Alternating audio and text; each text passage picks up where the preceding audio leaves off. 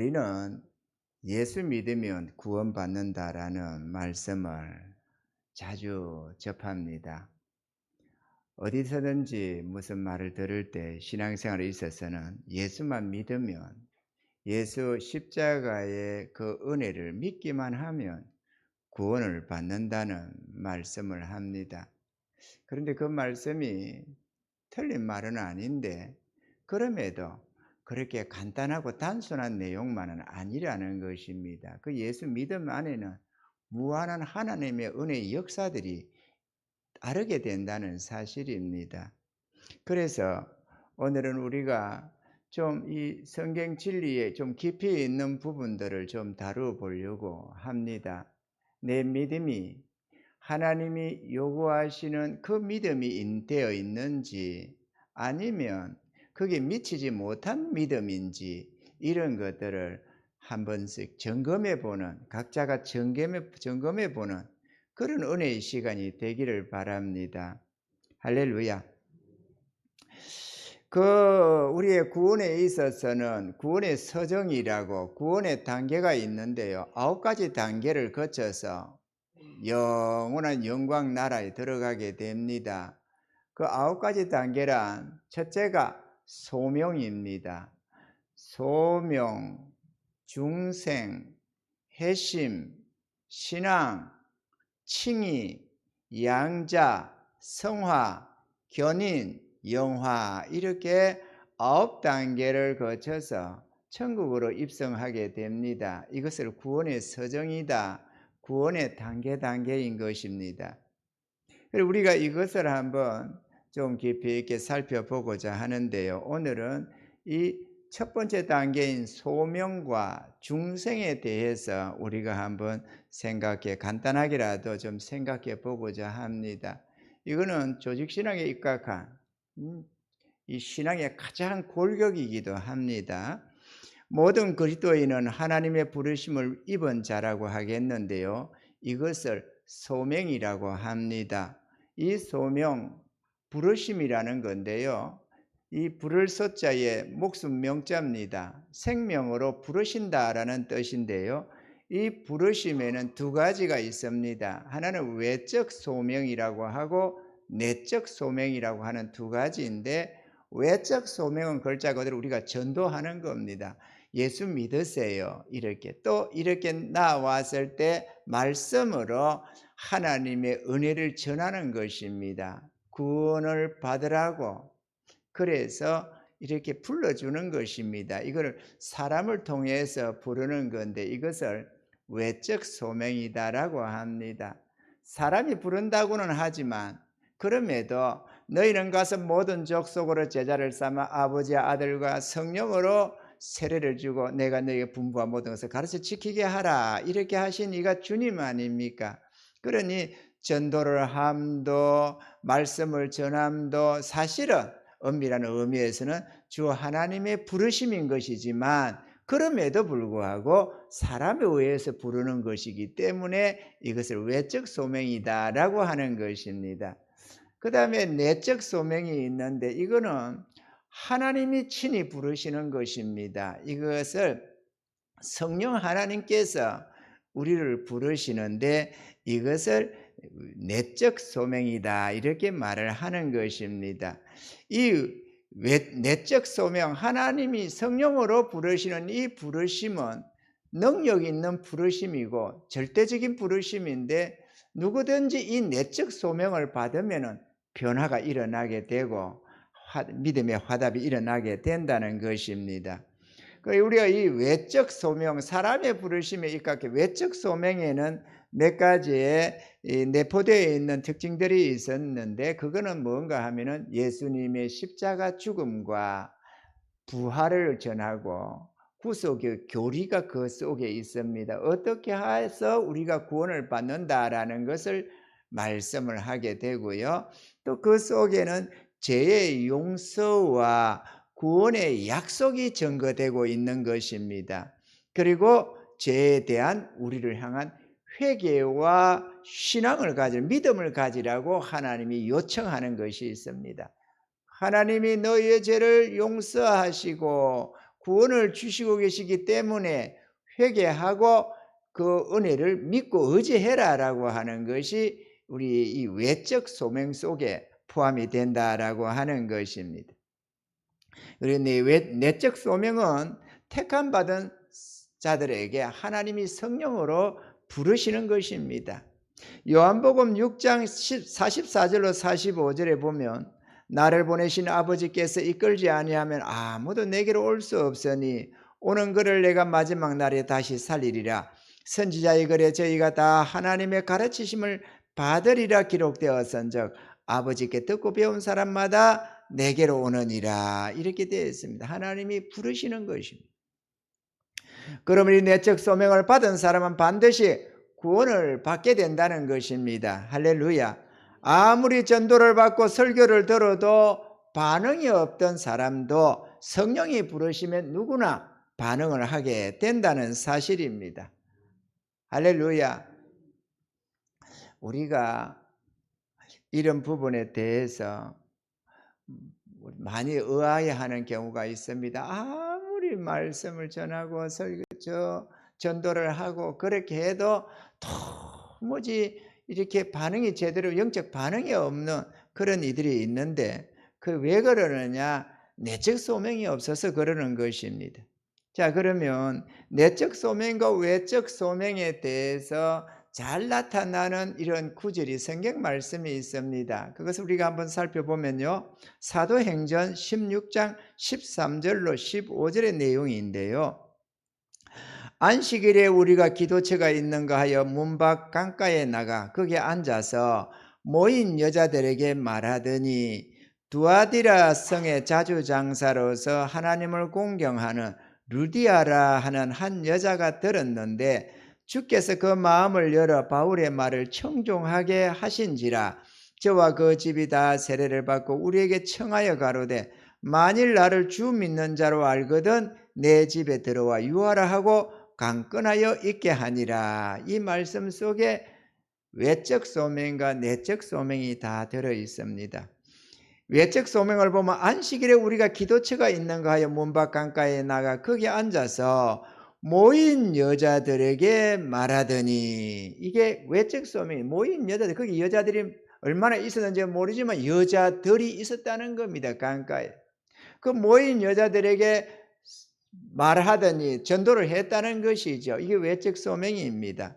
그 모두가 구원받으라고 어떤 특정한 사람에게가 아니라 그 모든 다수를 향해서 예수 믿고 구원을 받아라 라고 복음을 전했다는 것입니다. 그에 비해서 내적 소명을 보면은 거기에 두아디라 성의 자주장사로서 하나님을 공경하는 루디아라는 한 여자가 들었는데 주께서 그 마음을 열어 바울의 말을 청종하게 하신지라. 그러니까 다 듣긴 들었는데 주께서 마음을 열어준 이가 누구냐? 루디아라는 거지. 루디아가 남들보다 더 정직해서 마음이 지혜로워서 듣는 귀가 있어서 그래서 들은 게 아니고 주께서 성령으로 그 마음을 열어주니까 확 깨달음이 생겨서 주를 믿고 의지하게 됐다는 것입니다. 할렐루야. 이게 내적 소명이라는 것입니다. 결국 이 주께서 마음을 열어 주의 음성을 청종하게 받은 이 사람 루디아만 구원을 받았다는 사실입니다. 할렐루야. 그럼 우리가 이 외적 소명이 필요 없냐? 외적 소명이 필요하죠. 우리의 이 전도를 통해서, 말씀 전거를 통해서 모든 사람을 하나님이 부르시는 겁니다. 우리가 그거를 귀담아 들을 필요가 있어요. 우리가 흩어져 듣고 주의 말씀을 무시하는 마음을 가지고 그렇게 태도가 온전치 못하면 주의 은혜 입기가 어렵습니다. 겸손한 자가 은혜를 입는 것 아니겠어요? 그래서 우리가 교회를 나오면은 좀 미리 좀 나와서 하나님, 제가요 아직 하나님을 잘 모릅니다. 내 마음을 좀 열어주세요. 깨달음을 주세요. 사모하는 마음을 가지고 좀 나아갈 필요가 있습니다. 그래야 하나님이 은혜를 주시는 겁니다. 또 우리가 누군가를 전도를 해서 노는데도 그 사람이 변화가 안 된다고 속상해하고 어쩌고 할 게 아니라 그가 성령의 조명을 받지 못해서 그러는 것이고 하나님을 만남이 없어서 그러는 것이니까 전도하는 이들은 그들이 변화를 받을 수 있도록 하나님에게 요청해야 하는 것입니다. 무엇인지 원하는 대로 구하라. 그리하면 다 이루리라 라고 하신 말씀을 우리가 붙들고 주님 앞에 요청하는 겁니다. 주여 마음을 열어주세요. 주여 예배 중에 은혜를 내려주세요. 그리고 깨달음을 주세요. 그런 성도들의 이런 기도가 풍성히 하나님 앞에 상달이 되면 우리 하나님께서 그 교회에 한량없는 은혜를 부어주셔서 얼떨결에 나아온 자들도 변화받고 돌아가게 되는 것입니다. 얼마나 많은 사람들이 예수 안 믿다 핍박하다가 예배 딱 한 번 나와서 변화받고 완전히 새 사람으로 변화돼서 가는 사람이 얼마나 많은지 모릅니다. 그런데 비해서 10년, 20년, 30년을 교회에 다니는데도 불구하고 변화받지 못한 사람들도 있습니다.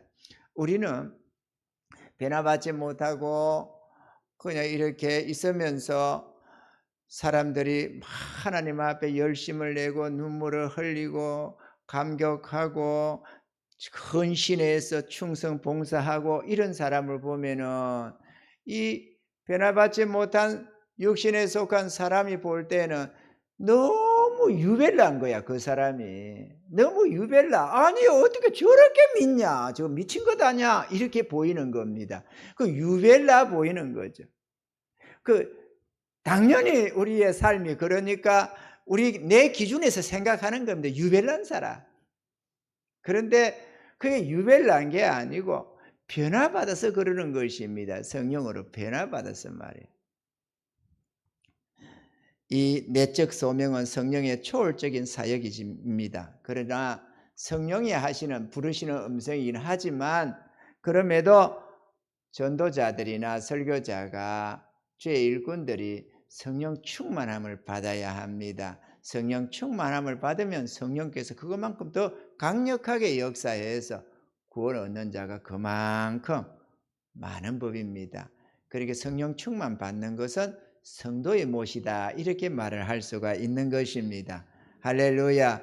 우리 모두 주의 은혜 입읍시다.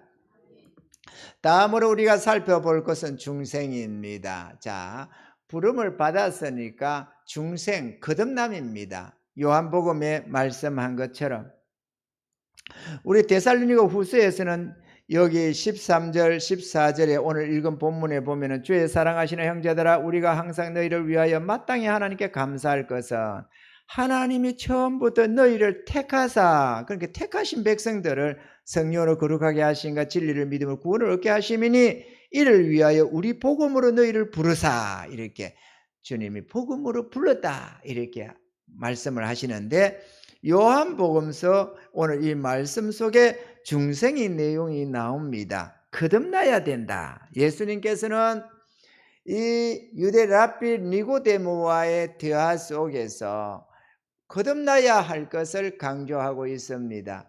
이 니고데모는 거듭나지 않은 유대 율법사였습니다. 다시 말하면 우리가 이렇게 자연스레 태어나서 신앙을 하지 마치 모태신앙처럼 말이죠. 너무도 자연스럽게 어려서부터 신앙을 접하고 예수님을 믿고 이렇게 살아옵니다. 그렇게 살아오면서 성경을 배우고 공부를 하고 이해를 하고 그렇게 하면서 성경의 진리의 지식에 밝고 그것을 자기 주의 백성들 유대인들에게 전하는 랍비였다는 거죠. 다시 말하면 목사 정도가 된 건 목사라고 할 수가 있는 거죠. 그러니 성경 지식을 얼마나 잘 압니까?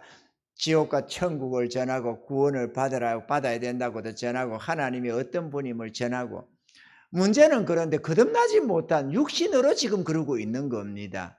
육신으로 거듭나지 못해도 얼마나 학교 선생도 하고 대학 교수도 하고 다 하는 것도 아니에요. 거듭나지 않았다고 머리가 텅 비어 있는 건 아니거든. 우리가 지식을 가지고 있는 거거든요. 그래서 그렇게 하다가 밤에 예수님을 찾아왔습니다. 한 분이 오셔서 뭔가를 말씀을 전하고 있는데 이분이 하시는 능력이 예사롭지가 않은 겁니다.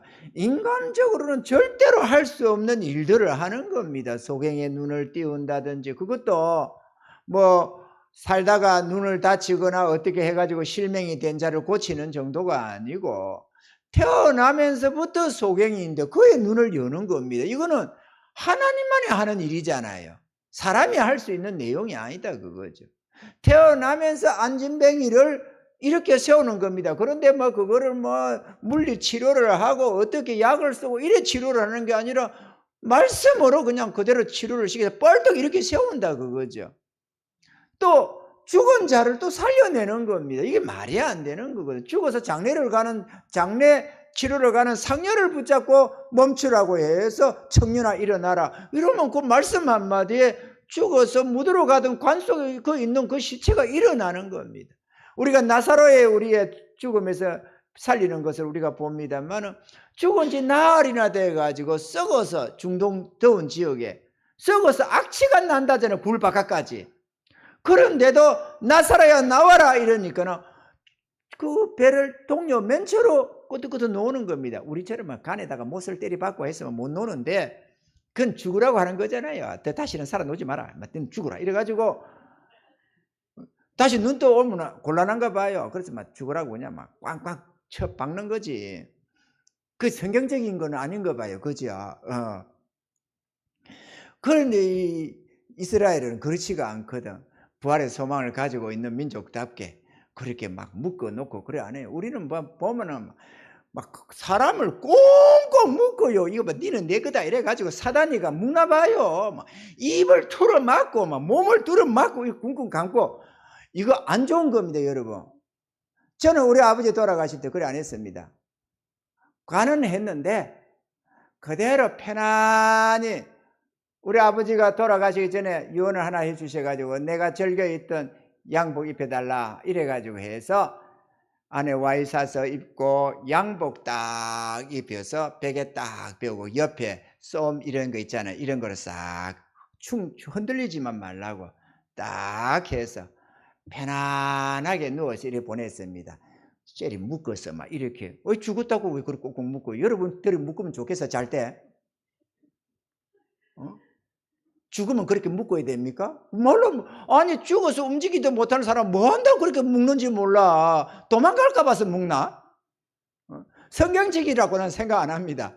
할렐루야. 저는 그래서 우리 아버지는 안 묶었습니다. 제가 염했거든요. 우리 아버지 돌아가시기 전에 그러니까 한 달 전이냐요? 2달 전이야? 이제는 뭐 헷갈리네. 우리가 11월 달에 돌아가셨죠? 11월 때, 그 2달 전이네. 9월 달에 우리 아버지 하나님께서 너희 부친 곧 돌아가신다. 준비하라. 그러시더라고. 그래서 내가 다 준비를 했지. 다른 준비를 한 게 아니고, 뭐 준비할 게 있어야지. 그래서 친척들한테 연락해서 살았을 때 뵈라고. 돌아가시면 내가 아무도 연락 안 할 테니까 살아있어 봐라. 곧 돌아가시니까 내가 그랬거든요. 그래 부산이고 서울이고 뭐 저 거제도고 다 연락을 다 했거든요. 그때 우리 아버지 상태가 어떠냐?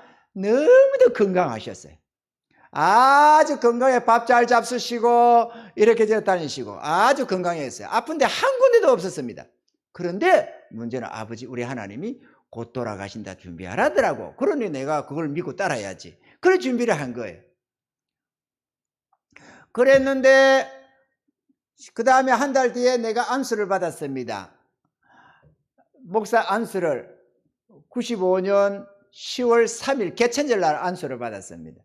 3일 받고 11월 초가 되니까 아버지가 그 너무 어려운 개척교회였는데 50만 원의 돈이 하나 생기는 겁니다. 그래서 내가 하나님 이 웬 돈이 감사하게도 생겼습니다. 이거 웬 돈입니까? 뜻밖의 돈이 50만 원 생겼는데 이거 웬 돈입니까? 이렇게 해서 어디 있을까요? 이렇게 내가 돈을 붙잡고 기도를 했습니다. 그런데 우리 하나님 마음에 장례 비용이다 이런 마음을 주시더라고. 그래서 내가 우리 집사람한테 사모한테 주면서 여보 이거 3일만 가지고 있어봐라. 이 장례 비용 같다. 그러니까 3일 동안 문제가 없으면 써라. 이렇게 해서 내가 딱 잡혀줬지. 그 3일 동안에 아버지의 힘이 쑥쑥 우리 성경적으로 보면 기운이 진하다. 이게 포인트예요. 기운이 진하여 그 열쪽이라 돌아갔다. 이러더니만은 아버지 기운이 진한 거예요. 아픈데 하나도 없어요. 그냥 기운이 지나는 거야. 힘이 쭉쭉쭉쭉 한 3일 빠지는 겁니다. 그 주일날이 됐어요. 주일날 됐는데 기운이 이제 지나니까 우리 아버지가 담배를 피웠거든요. 술은 잘 안 마시고 그런데 담배를 피웠거든. 그래서 내가 담배를 처음에는 아버지 피는데 뒤는 기운이 없으니까 담배를 피지를 못하잖아요. 그래서 내가 딱 라이터를 붙여 옛날에 피던 가락이 있어서 아버지 자 한 펴보세요.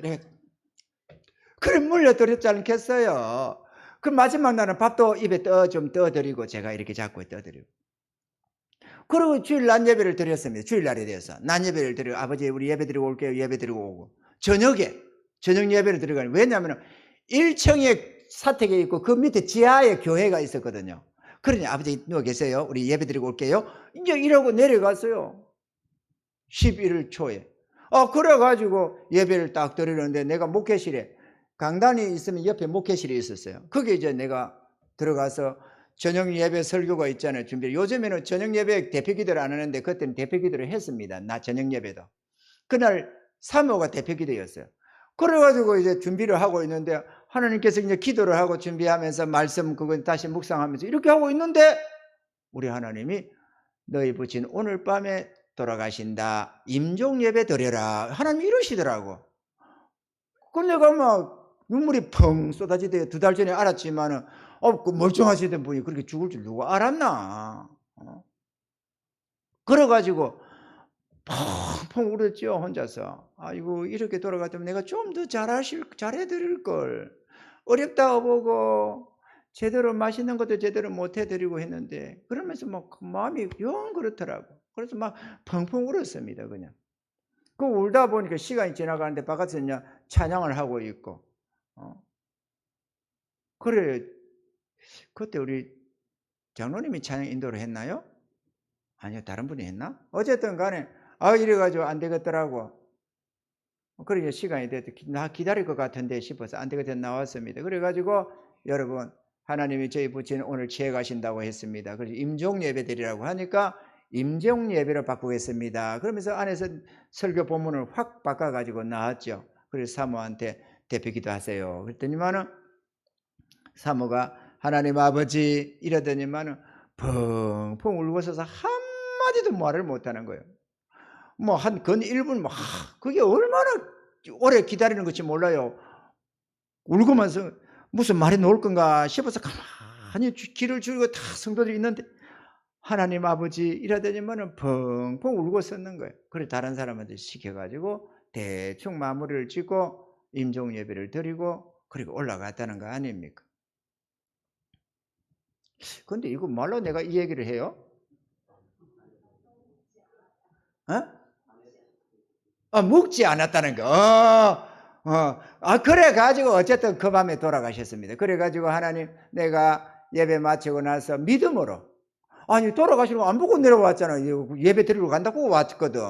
그래가지고 여러분 저희 부친이 연로해서 믿어가지고 우리랑 같이 큰 어떤 사역은 같이 못했지만 그래도 함께 믿어서 주를 믿었던 믿음의 형제들 가족들 아닙니까? 여러분 내일 아침 되면은 산 얼굴 못 볼 줄로 나는 믿습니다. 그러니까 살아생전에 가시기 전에 한번 뵙고 가세요. 이래가지고 성도들과 다 같이 우르르 올라갔지.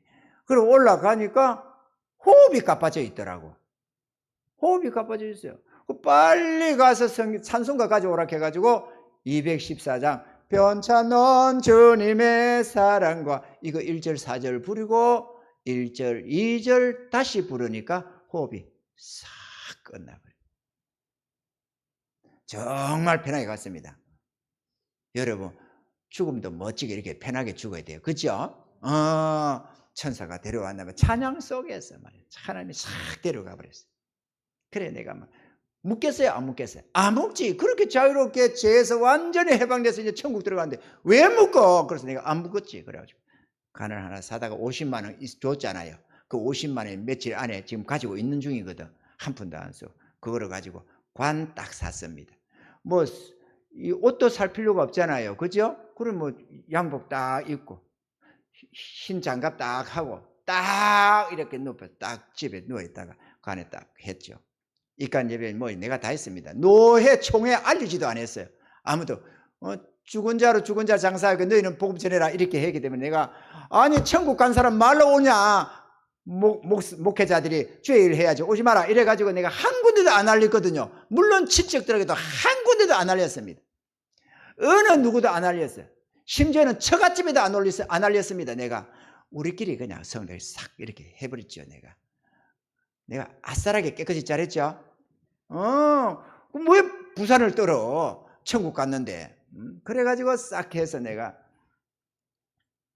저기 장례식장을 안 가게 집에서 편안하게 돌아가시기 때문에 그대로 거기서 염해가지고 간에 딱 처음에 방에 딱 누워서 이렇게 이불 덮어 놓으니까 우리 아이들이 할아버지 잠 주무셔 이러면서 잔다더라고. 해서 했습니다.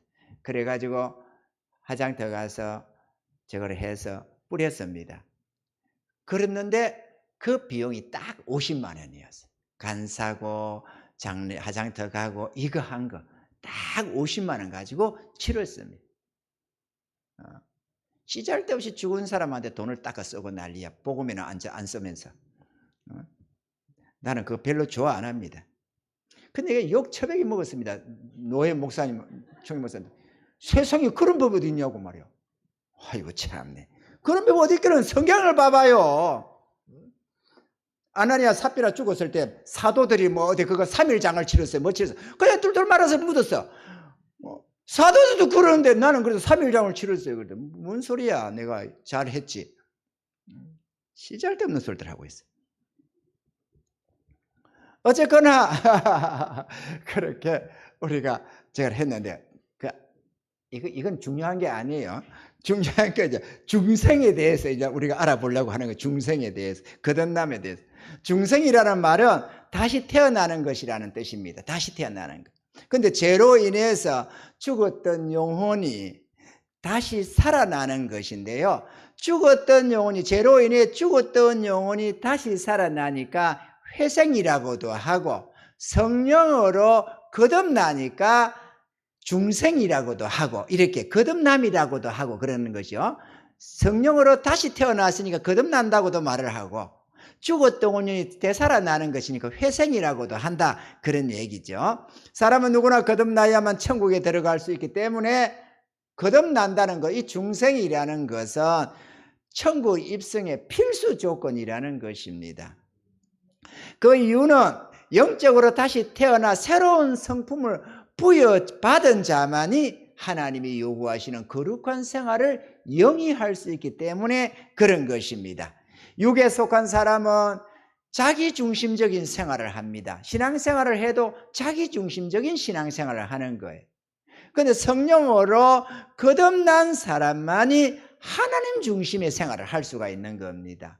오랜 세월에 심지어는 목사가 돼도 자기중심적인 신앙생활을 하는 겁니다. 이 니고데모와 같은 사람이기도 하고 말이죠.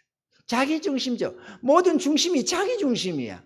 그래가지고 신앙생활을 하는데, 그래도 예수 믿고 신학 공부하고 목사가 되고 뭐 장로가 되고 이렇게 하면 당연히 신앙생활 열심을 내죠. 열심히 내긴 내는데 문제는 그 중심 가만히 보면 자기중심적이다 그거죠. 하나님 뜻대로의 삶이 아니고 자기중심적인 생활을 한다 그거죠.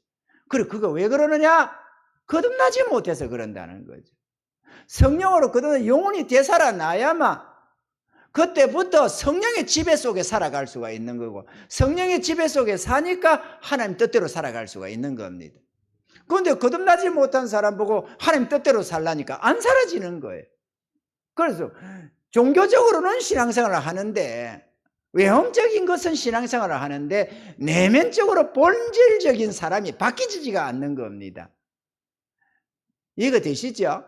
그래서 이제 바뀌지 않은 사람은 아니 어쩌라고 이렇게 하는 거죠. 아니 이렇게 하면 되지, 내보고 어떡하란 말이냐, 나도 열심을 다해서 지금 하는 거야 이렇게 하는데 그게 힘듭니다. 외적인 이렇게 육신적인 사람이 영적인 삶을 살라고 하니까 하나님 뜻대로 산다는 게 쉬우냐 그거죠. 그러면 괴로운 겁니다. 눈에 보이지도 않는 하나님을 믿고 살려고 하니까 힘이 드는 거예요. 그래서 뭐 어쩌라고 그러느냐 이러지만은 문제는 어쩌라고 그러는 게 아니에요. 거듭나지 못해서 그러는 거예요. 거듭난 사람은 이 안에 지식에까지 새롭게 함을 받아가지고 성품이 변화되어 있기 때문에 하나님의 성령에 의해서 그렇게 자연스럽게 하나님을 사랑하고 기뻐하며 살아가게 되는 것입니다. 그래서 이런 사람을 보면서 외적인 신앙인들은 저 유별난 사람들, 아이고 극성이야 극성, 어떻게 저렇게 하냐, 나는 저렇게 못해, 이렇게 생각을 하는 거죠. 극성. 그리고 이제 변화된 사람은 아니 저렇게도 믿음이 없냐, 이렇게 이제 외적 사람을 보는 겁니다. 저는 이 두 가지를 다 가지고 있는 사람입니다. 외적인 신앙생활도 했고 내적으로도 거듭나서 이렇게 주의 길로 가다 보니까 하루아침에 그것도 바뀐 거거든. 저는 하루아침에 바뀌어가지고 변화가 되다 보니까 하나님 없는 신앙생활도 저는 세복했습니다. 하나님 모르고 뭐 하늘이 있으니까 하나님 그러는 줄 알았어요. 그럼 그게 믿어집니까? 그게 안 믿어지고 뭐 그저 아니지. 그래가지고 예배 때도 항상 5분 뒤에 들어오고 예배 종 딱 지금 목사님 이 하고 나면 5분 뒤에 좀 지나면은 대표 기도할 때거든요. 대표 기도할 때 들어갔어요. 슬기롭게. 그래도 다른 사람들 영향 안 미치고 조용히 뒤로 가서 탁 앉아서 예배를 드리고 그렇게 했지 않겠어요. 슬기로운 신앙생활을 했다고 했는데 은혜를 입고 보니까 세상에 그런 게 어디 있습니까? 은혜 입는 날부터 변화가 되니까 성령으로 변화가 되니까 잠도 안 오고 막 그때부터 새벽 기도를 했습니다. 첫날부터 새벽 기도를 시작했습니다. 열심히 새벽 기도 뭐 기도 좌우지간에 예배라는 다 쫓아다니고 와 하나님이 그렇게 좋을 수가 있나 세상에. 그렇게 우리 집사람이 교회 가자고 꼬셔도 내가 꿋꿋하게 안 가고 버틴 사람인데 변화가 되니까는 막 가자 푸는 거에서 빨리 가자 이래가지고 새벽 기도 뭐 금요 기도 그런 걸 말할 것도 없고 뭐 구역 예배 여전도회 좌우지간 예배가 있으면 다 쫓아갔습니다.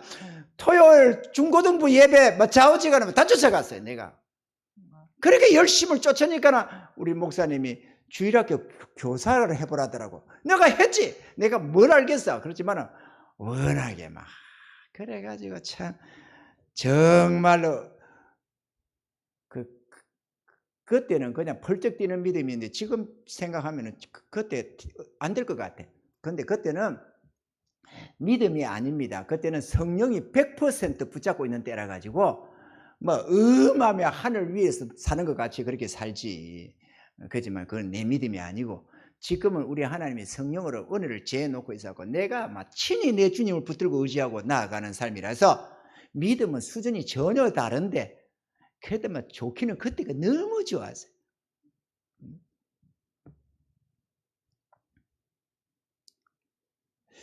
이렇게 자기중심적인 삶에서 하나님 중심적인 생활로 전환이 하게 되는데 왜 그렇게 될 수 있느냐? 새 생명의 원리를 거듭난 영혼 속에 심어주어서 거룩한 성향으로 우리의 속성을 바꿔주기 때문에 그렇게 되는 것입니다. 할렐루야. 거듭난 사람은 성령의 능력으로 예수 그리스도 안에서의 새로운 삶을 살게 되는데요. 몇 가지의 특색이 있습니다. 거듭난 사람의 특색은 첫째로 사람이 거듭나게 되면 지정이 전인격적인 변화가 일어난다는 것입니다. 두 번째, 즉각적이고 순간적으로 변화를 이루게 됩니다. 성화하고는 다르게 성화는 점진적으로 서서히 죽을 때까지 우리가 점점 거룩하고 어렵게 변화되어 가는데 비해서 이 거듭나면은 즉각적으로 그냥 순간적으로 이것이 변화가 일어난다는 거죠. 그런데 어디까지 변화가 일어나느냐? 잠재의식 속에서까지 일어난다는 거예요. 잠재의식 속에서. 그렇게 의식적으로 믿음 생활이 문제가 아니고 잠재의식까지 변화가 되어서 하나님의 사람으로 바뀌어지게 버린다는 것입니다. 이 같은 거듭남은 성령의 사역이므로 사람이 직접적으로 그 사람 당사자가 직접적으로 인식할 수가 없고 자신이 거듭난 날짜나 시간도 알 수가 없으며 다만 나타나는 신앙의 결과로서 아 내가 거듭났구나, 아 저 사람이 거듭났구나 이걸 알 수가 있는 것입니다. 여러분 이렇게 여러분과 대화를 안 나눠봐도 이렇게 신앙생활 하는 걸 딱 보면은 저분이 거듭났나 안 났나 대략적으로 다 압니다. 그리고 제가 의사들이 환자가 오면은 어디가 아프십니까? 이래가 청지기로 돼가지고 이제 한번 대보고 이렇게 하면은 햇바닥 한번 내봐라. 눈 한번 까집어보고 이러면은 대충 이게 어디가 문제가 있다 알잖아요. 목회자도 마찬가지입니다. 영적인 것이 있어서 대화를 몇 마디 해보면은 이분이 거듭났나 안 났나를 알 수가 있어요. 웬만하게는 다 압니다. 특히나 저에게는 영분별의 은사가 있거든요. 그래서 웬만하면 다 압니다. 뭐 그거 내가 거듭났는가 안 되겠나 들키다 안 들키냐 걱정할 거 없습니다. 들키도 좋고 안 들키도 좋고 어쨌든 하나님 앞에 변화를 받는 게 중요하니까 말이죠. 오늘 이런 말씀을 들으면서 여러분 분명히 요 속에 있을 겁니다. 여러분 모두가 이 속에 있을 거예요. 거듭났거나 안 거듭났거나 요 분명히 요 속에 있을 겁니다. 그리고 나의 상태와 저 목사님이 전하는 말씀이 진짜 진리라면 지금 내 상태가 여기에 있구나 저기에 있구나 여러분이 알 수가 있을 것입니다. 이런 진리의 지식을 가지고 분별을 하는 거거든요. 성령의 특성이며 모든 것을. 이건 조직신학에 깊이 있는 부분들입니다. 그러니까 의심할 필요가 없습니다. 요한복음 오늘 3장 8절에 바람이 임의로 불며 내가 그 소리를 들어도 어디서 오며 어디로 가는지 알지 못하나니 성령으로 난 사람은 다 이러하니라. 언제 어떻게 변화된지 모르게 변화되는 사람도 있습니다만 나는 워낙 급작하게 하나님께서 강건하게 붙들다 보니까 그렇게 하나님을 찾게 되고 대략적으로 그때다 이걸 대충은 알 수가 있다는 것이죠. 죽은 영혼을 살리는 것은 성령께서 행하시는 초월적이고도 독점적인 사역입니다. 그렇기 때문에 죄인 자신의 협력이 조금도 필요가 없는 그런 것이 특징입니다. 우리가 거듭나기 위해서 내가 하나님께 도움을 드리고 내가 힘을 쓰고 그것이 필요 없어요. 하나님이 택하신 자들을 변화시키는 성령으로 부르셔서 루디아가 힘쓴 게 아닙니다. 바울 사도 전도 말씀 전할 때면 내가 막 구원받겠다고 성령으로 거듭나겠다고 막 애를 쓰고 막 이렇게 어떻게 한 게 아니고 그냥 이렇게 듣고 있다가 깨달음을 주셔서 변화가 일어난 거거든. 그리고 구원을 받는데 성령의 초월적인 역사다 그거죠. 사랑하는 성도 여러분, 우리의 구원받음이 이 같은 성령님의 역사하심으로 이루어지는 것입니다. 그러므로 구원을 주신 성삼위 하나님께 감사와 찬양을 드리며 두렵고 떨림으로 우리의 구원을 끝까지 이루어 가야만 하겠습니다. 여기 미치지 못한 분들은 에이 저것들 말이야 너무 광신주의도 같기도 하고 말이야 뭐 저렇게 말이야 극성을 떠냐 그렇게 비난할 내용이 아니고 내가 변화를 못 받았구나. 내가 거듭나지 못해서 지금 그렇구나. 여러분의 성경 지식이 뭐가 됐든 간에 니고데모처럼 신학 박사 학위를 가졌더라도 별 수가 없어요. 거듭나지 못하면 영적 세계를 잘 모릅니다.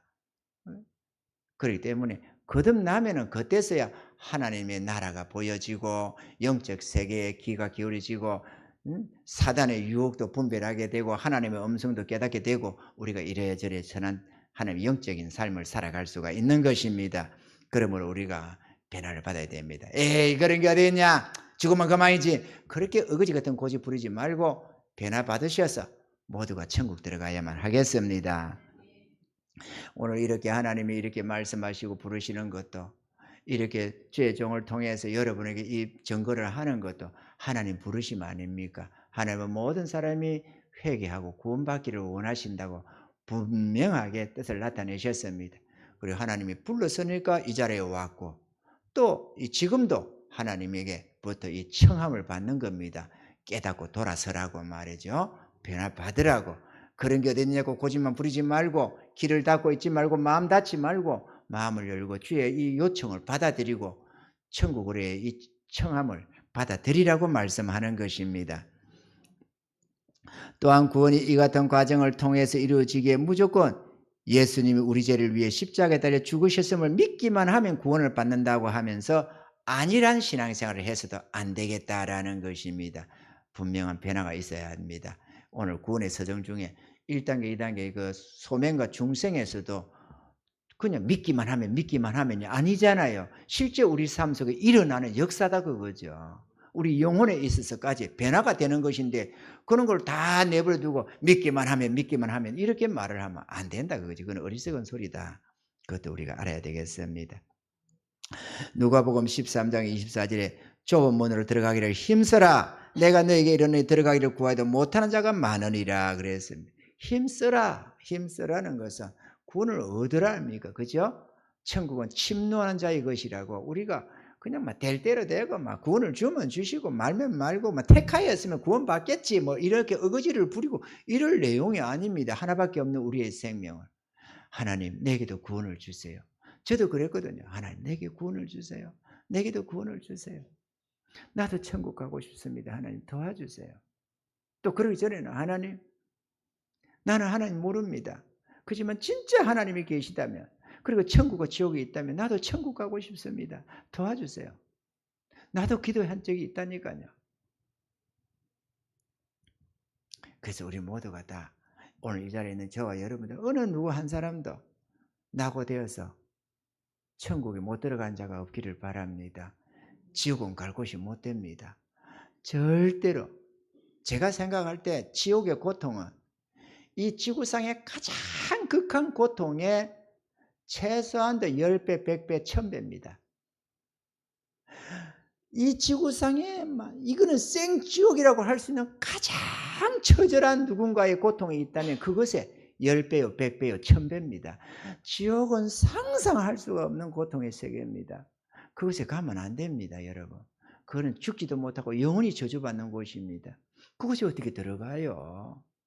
기분 나쁘다고 신앙생활 안 한다고 그러고 조금 자기하고 마음이 안 맞다고 막 나 예수 안 믿는다는 소리는 하고 있고 그게 배부른 소리지 그게 할 소리입니까? 그게 하나님이 주시는 구원의 은혜를 우리가 그러면 안 되거든요. 믿음으로 승리합시다. 할렐루야.